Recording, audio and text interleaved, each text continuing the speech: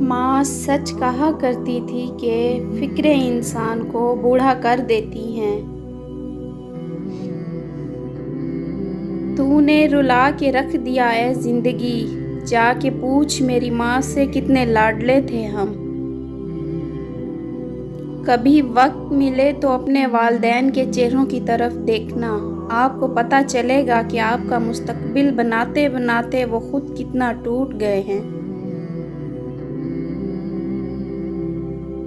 माँ बाप की जितनी ज़रूरत हमें बचपन में होती है उतनी ही ज़रूरत उनको बुढ़ापे में हमारी होती है।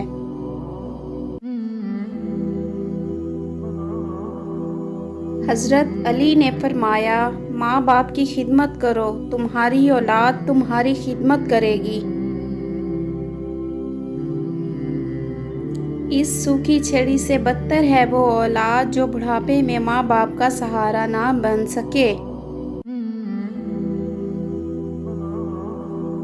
जिंदगी इस कच्ची पेंसिल की तरह है जो हर रोज़ छोटी होती जाती है। हज़रत सालेह की ऊँटनी के कातिल सिर्फ 4 लोग थे, मगर गर्क पूरी कौम हो गई क्योंकि बाकियों का जुर्म खामोश रहना था।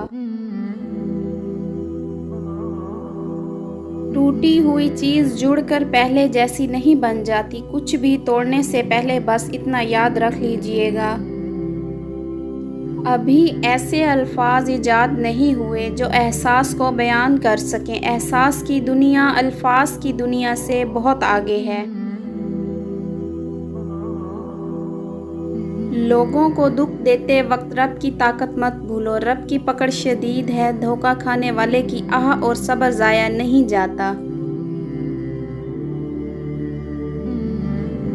हम गीबत करके दूसरों को बदनाम करते हैं, मगर हकीकत यह है कि गीबत हमें बदनाम कर देती है।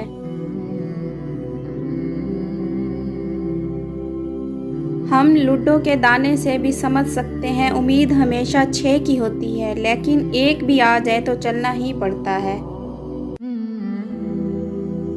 हम जीना ही देर से शुरू करते हैं, जब तक रास्ते समझ में आते हैं तब तक लौटने का वक्त हो जाता है।